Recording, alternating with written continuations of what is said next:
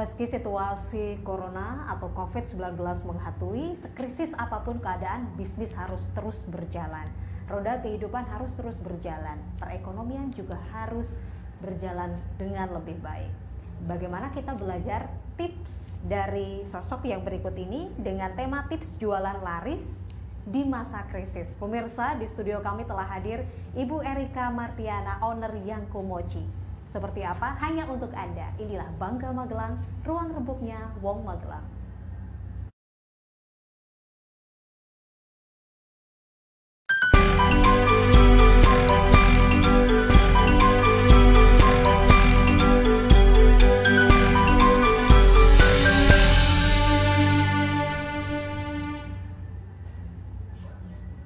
Ya pemirsa, bagi Anda yang tertarik dengan lukisan berbahan empon-empon dari maestro pelukis asal Magelang, Borobudur. Beliau adalah Mas Isting Medi, salah satu pelukis yang ternama dan menghasilkan lukisan berbahan empon-empon yang berada di studio Magelang TV. Jika Anda tertarik, Anda bisa langsung menghubungi Magelang TV atau Isting Medi Studio Arts.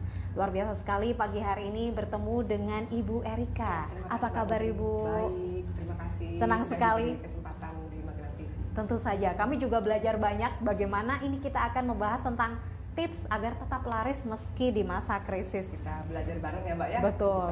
Yangko Mochi, namanya ini unik ya Bu? Unik ya. Iya. Ya. Ini kalau dari namanya agak mungkin Japanese, Ya. bukan Jadi, ya? Seperti apa itu? Japanese, Chinese. Benar-benar. Ya. Jadi kalau Yangko Mochi ini sendiri awalnya karena ini kan Yangko aslinya. Kalau di Magelang orang nyebutnya Yangko. Tapi karena ada isinya kacang, jadinya mochi. Jadi kita branding Yangko Mochi gitu. Jadi dua, ya, jadi brand satu. Yangko ada mochi. Jadi kalau Yangko itu kan kalau Jogja punya itu tanpa isi ya, biasanya rasa-rasa gitu ya. Terus kalau yang mochi itu ada isian kacangnya. Jadi kita kasih brandingnya Yangko Mochi. Oke. Ya. Kenapa isian kacang? Karena orinya dari dulu tuh isiannya kacang. Sebenarnya Yangko sendiri saat ini bervariasi, tetapi punya Yangko Mochi itu masih mempertahankan kacang saja. Keasliannya ya. Oke. Ya. Kalau untuk variannya, Ya. Sebenarnya mungkin sebelum lebih jauh membahas tentang variannya dan juga seperti apa, dari kapan Bu Erika berbisnis Yangko Mochi? Iya, jadi Yangko itu sendiri kan udah lama banget Mbak. Jadi kalau di setiap acara nikahan, hajatan itu kan pasti ada suguhan Tak begini. lengkap kalau tak ada Yangko Mochi ya. Jadi udah umum ya. Tetapi orang tuh kan jarang yang jual ya. Jadi Magelang itu kan biasanya bikin hanya untuk ketika hajatan gitu. Jadi di situ saya melihat kayaknya bisa nih dijadikan peluang ikon untuk kota Magelang ya. Jadi orang biasanya mengenal getuk, terus wajik, terus saya mencoba masuk di bisnis itu ya. Jadi Yangko Mochi. Jadi dari situ saya mulailah bisnis Yangko sekitar 2011 ya. Kalau Yangkonya sendiri sudah lama ada. Apalagi di Magelang ini. Betul. Seusia kalau nggak salah seusia nenek kita, karena di pasar tuh kan dulu ada jadi udah dari dulu lah. Kalau Ibu berbisnisnya dari 2011 betul hingga sekarang. Betul. Seperti apa Bu perjalanan bisnis dari 2011 hingga saat ini? Jika boleh berbagi. Ya, saya mulainya tuh semua bisnis pasti dari nol ya Mbak ya. Saya itu mulai pastinya door to door, dan saya tuh sampai sekarang masih door to door juga. Tetapi ketika COVID otomatis kan kita harus mencari cara gimana kita nggak door to door, karena kan takut juga ya. Ya, jadi saya sekarang lebih ke online. Jadi saya selama awal-awal itu dari basicnya door to door, nyeles lah ya istilahnya, dan sampai sekarang pun masih saya lakukan. Tapi karena itu mungkin salah satu cara yang efektif. Betul, karena jemput bola itu masih tetap menang ya Mbak ya, daripada menunggu ya. Betul. Ya, jadi kemudian yang paling utama sih saya, karena katanya silaturahmi itu memperpanjang rezeki, itu kayaknya benar. Amin. Ya, jadi saya punya banyak teman dan saya banyak belajar dan suka berteman dengan banyak orang, bersilaturahmi dengan banyak orang. Banyak ilmu yang bisa digali. Dan saya tuh punya teman yang pinter digital marketing kayak gitu. Jadi saya mulai belajar digital marketing. Ya, jadi saya mulai belajar, mulai saya susun pelan-pelan untuk penjualannya lebih ke online. Nah, di situ Dari mana saja Bu biasanya yang membeli? Dulu sebelum COVID itu seluruh Indonesia, tapi ada yang bisa dijangkau oleh ekspedisi yang besok sampai. Betul. Semasa COVID ini otomatis nggak bisa, jadi saya cuma di Pulau Jawa, terutama sih ke Jateng, terus Jabodetabek sama Jatim. Yang terjangkau. Kalau situasi di mana meski sekarang sudah memasuki tatanan normal baru ya Bu, tidak dipungkiri rasa COVID itu masih ada, karena secara trennya juga masih naik ya di Indonesia. Betul. Lalu seperti apa? Naik ya angkanya ya, betul. Mbak, ya. Seperti apa Ibu perjuangan tetap bertahan meski di masa seperti ini? Untuk saya sekali lagi saya networking jaringan teman saya. Jadi begitu krisis itu saya kontak seluruh teman yang ada di seluruh Indonesia, tapi karena COVID jadi hanya di Pulau Jawa. Saya hubungi, kamu mau nggak jadi reseller yang komochi di situ. Jadi di Jakarta ada, di Jawa Timur ada, di Jawa Tengah ada. Jadi disitulah saya bekerja sama teman-teman saya. Ibu sendiri ya? Iya. Yang menghubungi rekan-rekan itu. Betul. Luar biasa. Ya, jadi bagi saya aset saya itu teman saya. Jaringan saya itu teman-teman saya, dan di situ mereka itu mulai mau karena mereka udah mencoba membeli. Awalnya tuh loyal customer. Mereka adalah dari pelanggan setia. Paling gampang tuh itu Mbak, kita mulai jualan tuh dari pelanggan kita yang setia. Betul. Ya, karena dia yang lebih paham dan mengetahui bagaimana produk itu ya. Betul. Di samping itu kita mulai promosi online seperti misalnya dari Facebook Ads kayak gitu. Jadi saya belajar dari teman saya, tapi saya masih memulai, tapi aset saya teman saya itu, jadi saya hubungi mereka untuk resellerin yang promosi saya. Kalau buatnya sendiri, Bu Erika sendiri juga? Enggak, ada yang bikin. Tapi Bu Erika bisa membuat atau resepnya ini asli dari Bu Erika sendiri yang tahu ya? Tahu.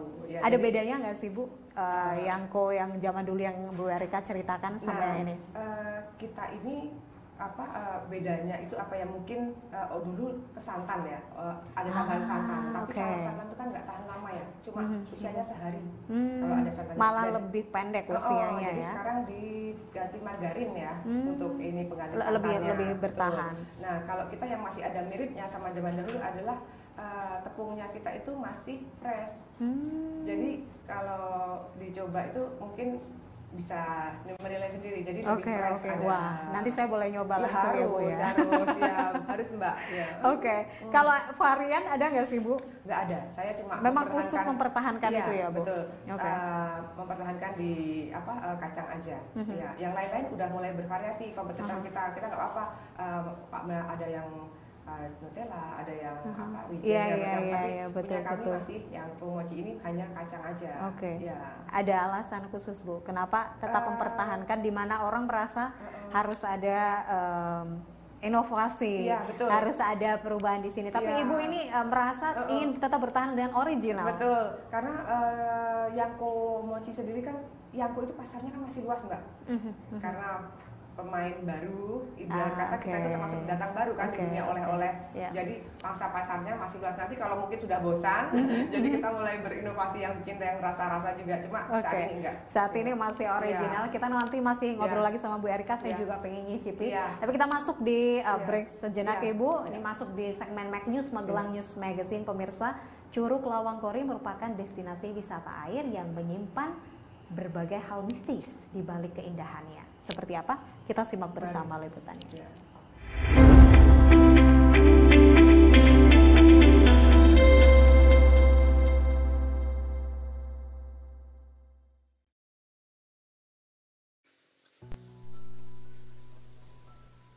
Curug Lawangkori merupakan salah satu destinasi wisata air di Dusun Windusari Lor, Desa Windusari, Kecamatan Windusari, Kabupaten Magelang. Menurut sejarahnya, asal-usul curug ini yaitu adanya batu Lawangkori yang terletak di depan curug. Curug Lawangkori menyimpan berbagai rahasia di balik keindahan air terjunnya, khususnya hal-hal mistis. Menurut cerita warga setempat, banyak orang yang berkunjung ke Curug Lawangkori dengan maksud dan tujuan tertentu. Salah satu tujuan tertentu itu yaitu untuk bertapa dan meminta berbagai hal, mulai dari kekayaan, kesuksesan, dan hajat tertentu. Selain itu, warga sekitar yang memiliki hajat dapat meminjam di Batu Lawang Kori dengan ritual dan sesaji yang dipersembahkan kepada penunggu Batu Lawang Kori yang biasa disebut Mbah Sidi atau Mbah Ireng. Warga sekitar biasanya meminjam peralatan makan untuk para tamu atau sering disebut bolo pecah. Pada bulan-bulan tertentu, kerap terdengar suara gamelan wayang di sekitar curug. Namun tidak diketahui dengan jelas suara gamelan itu berasal. Tetapi warga sekitar meyakini bahwa suara gamelan itu berasal dari watu yang berukir tokoh wayang Arjuna. Watu wayang sendiri terletak tidak jauh dari Curug Lawang Kori yang bergambarkan tokoh wayang Arjuna yang diukir menggunakan kuku manusia. Di sekitar curug juga terdapat sebuah goa yang dahulunya adalah tempat untuk bersembunyi prajurit pada masa penjajahan Belanda. Goa tersebut juga sering dibuat bertapa penganut kejawen untuk menambah kesaktian. Menurut sesepuh kampung tersebut, terdapat petapa yang masih tinggal di dalam goa, tetapi tidak terlihat jasadnya atau sering disebut muksa. Goa tersebut sulit diakses karena jalan yang tertutup oleh pohon bambu dan tumbuhan liar yang sangat rimbun. Nah, kalau petilasan wayang mungkin zaman-zamannya dulu ya itu ya agak-agak terlalu mistik banget. Ya mistiknya mungkin dari orang zaman dahulu kan setiap ada mungkin ya event selamatan apa-apa kan pasti ada itu wayangan. Cuman itu wayangan kan wayungan enggak orang kampung yang apa namanya enggak yang mengadakan. Itu cuman bisa didengar tapi tidak bisa dilihat. Itu memang ada kadang ya mungkin di bulan-bulan tertentu aja itu enggak setiap nganu ya. Kemungkinan kalau ada mungkin kejadian-kejadian yang enggak nganu pasti itu wayang itu seperti mau menampilkan itu pasti ada itu suara-suara itu gamelan-gamelan itu. Cuman kalau dicari sumbernya kayaknya nggak ada. Nah itu orang yang bertapa yang kemungkinan itu udah mungkin ya berpuluh-puluh tahun itu nyampe nggak udah kelihatan orang itu. Katanya orang yang pernah kesini, orang yang tahu itu, orang yang agak pintar itu katanya emang ada orang yang bertapa di situ. Cuman nggak ada yang bisa lihat, orangnya udah lama banget bertapa. Nah, seperti itulah. Mungkin di sebelah guanya itu.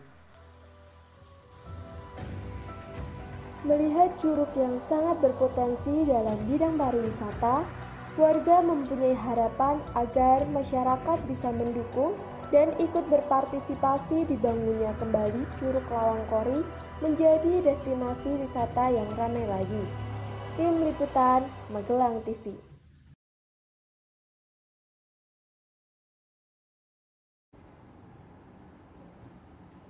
Ya, pemirsa, itu tadi segmen Mag News Magelang News Magazine. Pemirsa, bagi Anda yang belum mendownload GPM Stream, saya ingatkan sekali lagi Anda segera download di Google Play Store di HP Android kesayangan Anda, dan juga jangan lupa follow Instagram kami di @magelangtv dan juga subscribe YouTube official kami di Magelang TV. Nah, tadi kita masih membahas tentang Yangko Mochi, bagaimana tips laris meski di masa krisis. Tidak bisa dipungkiri ya Bu ya, COVID kemarin memang berdampak bagi segala sektor, semuanya, baik yang kecil hingga yang besar. Oleh-oleh tentu saja, karena oleh-oleh kan adalah sektor pariwisata itu. Itu seperti apa Bu di awal-awal masa pandemi, mungkin di Maret April itu ya Bu ya. Jadi setelah direct selling alias penjualan langsung itu kita udah nggak bisa ya Mbak ya. Dalam artian nggak bisa itu kan kita mengurangi kunjungan ke karena mana-mana. Harus ada social distancing. Betul. Akhirnya juga pariwisata juga sempat sepi kan.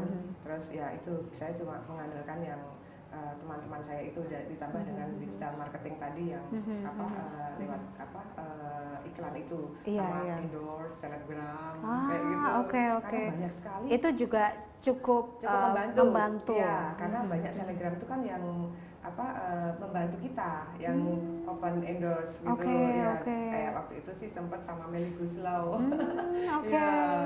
Terus ada beberapa juga, jadi cukup terbantu. Jadi kita maksimal tuh dalam artian tidak sempat tutup ya. Betul, bahwa betul. bisnis kita nggak sempat tutup. Jadi Masih bisa bertahan. masih bisa bertahan. Jadi itulah, jadi kita switch bisnis offline jadi online. Oke. Ya, dan Jadi caranya Ibu agar tetap Iya. bertahan adalah Iya. dengan tadi online ya Bu ya. betul. Apalagi sekarang sudah ada kayak GoFood, ya itu dibantu itu. Dan juga aplikasi-aplikasi shopping. Iya, marketplace seperti Yes. itu ya, betul.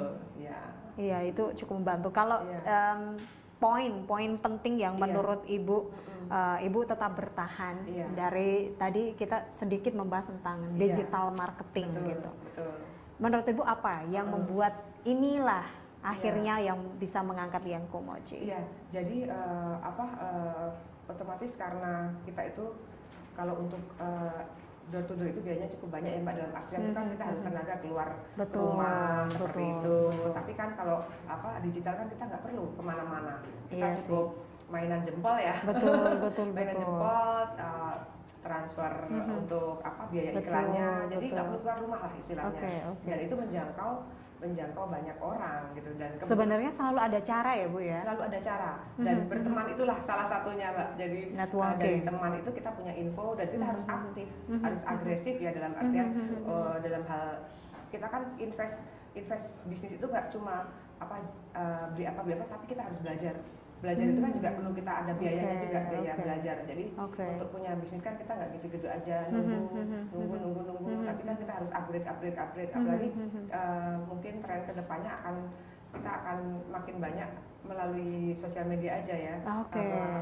Interaksi kita antar manusia itu akan makin berkurang ya. Karena tidak dipungkiri juga dengan adanya COVID atau pandemi ini sebenarnya teknologi digital ini semakin berkembang. Dan semua orang juga mau nggak mau harus semakin memahami bagaimana menggunakan karena kalau nggak aplikasi. Betul. Dan kita akhirnya nggak bisa ngapa-ngapain gitu ya Mbak. Khususnya pelaku bisnis ya Bu. Betul. Pelaku bisnis itu harus banget wajib ibaratnya memanfaatkan pilar-pilar sosial media, karena di situ kita bisa memajang produk kita ya. Betul. Mungkin kalau ada pemirsa yang ingin memesan atau ingin langsung membeli seperti apa Bu? Mungkin bisa share sosial medianya, Instagram atau apa? Kita punya 3 sosial media dan 1 website. Karena untuk digital marketing itu katanya 3 akun dan 1 website. Betul. Jadi kami punya Instagram Yang Komochi, kemudian Facebooknya itu Facebook biasa sama Facebook page fanpage ya. Itu juga Yang Komochi, terus Twitter. Follow semua ya, follow media sosial kita, Yang Komochi juga, dan website kita adalah yangkomochi.com. Ya, jadi sama kita bisa dicari di Google Map Yang Komochi Magelang. Ya, gitu. Semua yang melakukan dan mengoperate atau memanajerial semua Ibu. Masih CEO of everything ya Mbak ya. Jadi masih Oke. Berarti Bu Erika ini luar biasa memahami banyak hal. Karena dilihat ini tadi Ibu sempat bilang karena ini tetap mempertahankan originalnya dan juga di mana kacang ini menjadi salah satu ikonnya gitu. Saya pengen nyoba banget. Mbak, harus. Ini kelihatan enak banget. Saya boleh nyoba yang ini aja Bu ya? Boleh, monggo Mbak, silakan. Ya, saya sudah siap-siap bawa tisu. Oh iya. Ini pasti ini yang di rumah udah ngeler banget, ini kenyal banget, terus ini kelihatan banget isiannya tuh kacang-kacang gitu. Bismillahirrahmanirrahim.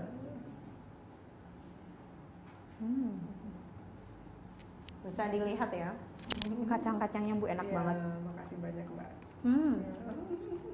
Terus Ibu untuk memproduksi ini, itu gimana Bu prosesnya? Dalam sehari harus berapa gitu? Kalau kita karena kita masih UMKM Mbak, jadi biasanya nih kita main PO. Jadi open order kan, jadi didata siapa aja ya, setelah itu kita kasih lebihan. Jadi kenapa kita itu masih nggak yang terus bikin massal, betul, spekulasi tinggi. Iya. Kita nggak main di situ. Jadi kita dari yang udah order PO itu, dulu ya Bu ya. PO terus kita lebihin berapa yang kira-kira ini. Jadi kita nggak yang masih masal tuh belum. Ya. Jadi karena kita kan pengennya setiap prosesnya orang, berapa lama sih Bu bikin prosesnya gini? 3 jam ya, giling dari merendam beras ketannya terus kita bahas lagi setelah jeda pariwara berikut ini. Pemirsa tetaplah bersama kami di Bangga Magelang, ruang rembuknya Wong Magelang.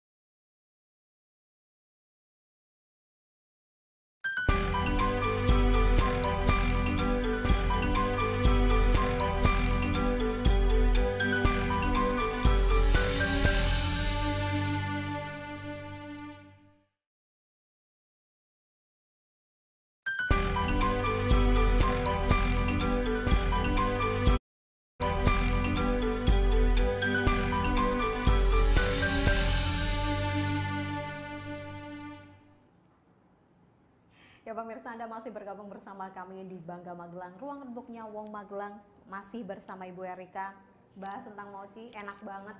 Ini saya bukan berbicara hoax ya. Ini asli enak banget, kenyal, habis itu rasa kacang dan semuanya teksturnya enak. Yangko mochi, kalau tadi kita bahas sempat sedikit tadi di break ya Bu ya. Ini 3 jam pembuatannya dan juga dengan segala proses penggilingan tadi itu. Betul. Lalu kacangnya ini kacang apa, Ibu? Kacang tanah, Mbak. Jadi kacang tanah tuh disangrai dulu. Yang bikin kita agak beda itu adalah kita belum pakai mesin giling untuk kacangnya karena jadi wanginya tuh masih ada. Benar. Karena biasanya kalau udah digiling tuh kan agak hilang rasanya agak sedikit. Makanya tadi tekstur kacangnya itu masih benar-benar kerasa asli kacangnya. Betul, ini masih handmade semua gitu. Ini digiling pakai tangan. Betul, itu salah satu yang menjaga mochi ini menurut saya adalah handmade dan juga original. Itu mungkin yang ditonjolkan ya, Pak ya. Fresh banget. Dan banyak sekali Bu di Magelang. Oleh-oleh ini rasanya tak terhitung. Di mana Magelang adalah salah satu pusat pariwisata yang dikenal bukan hanya Indonesia tetapi mancanegara. Di tengah banyaknya bisnis oleh-oleh ini, Yangko Mochi masih bisa bertahan. Apa Bu? Yang membedakan Yangko Mochi dengan oleh-oleh lainnya? Seperti tadi disebutkan karena itu masih pemain baru ya, jadi belum banyak orang yang menjual Yangko Mochi. Walaupun sekarang beberapa teman-teman itu sudah mulai hadir dengan varian baru, tapi kita dicari itu karena kita paling lama kan dari 2011. Dari 2011. Terus rasa kita juga masih mempertahankan cita rasa. Jadi itu sih mungkin Mbak yang membuat kita bertahan. Ya, kita tidak bisa pungkiri ya Bu ya. Semakin lama banyak juga persaingan yang ada. Tapi yang membuat Ibu tetap beda selain tadi cita rasa dan mempertahankan ini apa? Kalau kami tuh yang masih membuat kita itu tetap dikenal mungkin ya, tetap di hati para pecinta main digital marketing. Mungkin tidak semua pebisnis melakukan itu ya Bu? Oh banyak yang enggak Mbak. Nah itu sayangnya itu saya suka sama teman-teman UMKM udah punya titik di Google Map belum? Padahal itu kan karena itu memudahkan orang ketika mencari. Betul Bu. Terus mereka juga belum invest ke kayak sosial media dan website. Padahal website itu penting untuk naikin rating yang SEO itu. Betul. Dan apalagi di situasi seperti ini. Sebenarnya nggak berlaku hanya untuk toko oleh-oleh, tapi semua bisnis itu harus jualan online. Meski memang kadang harus ada stand atau toko yang mungkin bisa dikunjungi oleh para pembeli oleh-oleh ya Bu ya, tidak bisa diberi. Tapi online ini adalah suatu yang sangat support. Betul. Untuk bisnis yang masih UMKM seperti saya yang mungkin nggak punya tempat luas untuk parkir bis gitu. Jadi kita masih yang bisa mengandalkan yang penjualan online. Betul. Kalau perkembangan dunia oleh-oleh di Magelang ini Bu ngelihatnya seperti apa? Kalau perkembangannya, kalau kita mau ke tetangga yang di Jogja, kita itu agak masih lebih slow ya kayaknya ya Mbak ya. Kalau di sana kan persaingannya ketat sekali. Betul. Kalau di Magelang itu boleh dibilang 2011 tuh muncul yang Komochi.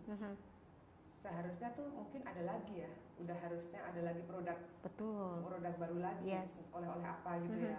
Tapi itu kan belum. Kalau kita melihat di kota besar Mbak, hitungan 1 tahun tuh pasti ada satu produk baru kayak Malang. Iya. Itu mungkin banyak juga banget. salah satu PR ya bagi dinas-dinas terkait ya, untuk gimana sih caranya biar Magelang itu dalam 1 tahun mungkin ditarget harus ngeluarin berapa oleh-oleh. Betul. Dan juga menciptakan khas-khas baru ya Bu, inovasi baru. Kayak Bandung, terus kota ya paling enggak Bandung sama Malang. Ini banget gitu muncul untuk oleh-olehnya itu mereka inovasinya cukup berkembang dengan baik. Ada muncul produk baru. Menurut Ibu apa tantangan terbesarnya? Kenapa masih belum banyak dan masih belum sepesat Jogja, Malang, dan Bandung? Mungkin ini dari, kalau semua itu kan berawal dari diri sendiri ya Mbak ya. Kita itu mau maju kan dari diri kita. Jadi seberapa sih kita itu ingin menciptakan sesuatu yang ibarat kata baru, kreatifnya. Itu mungkin yang perlu kita lebih gali lagi dari pebisnis kita di Magelang. Kalau dari yang Komochi sendiri ke depannya apa yang harapan yang ingin diwujudkan Ibu gitu? Kalau kami tuh punya prinsip gini, kita tuh sebenarnya kalau mau maju tuh jangan maju sendiri, maju bersama. Sukses tuh sukses bersama. Gitu. Jadi kerjasama antara sangat membuka kerjasama. Bu Erika dan juga yang Komochi ini sama membuka kerjasama UMKM dengan siapapun. Iya betul. Kalau saya gini kok Mbak, kalau misalnya Mbak ada yang rasa-rasa, oh enggak Bu, ini ada di sini, saya tunjukin di Instagram yang dia maksud. Mbak jual mochi yang bulat-bulat enggak. Oh ada memang di sini loh. Ini. Kita nggak usah pelit sih dalam ini karena betul.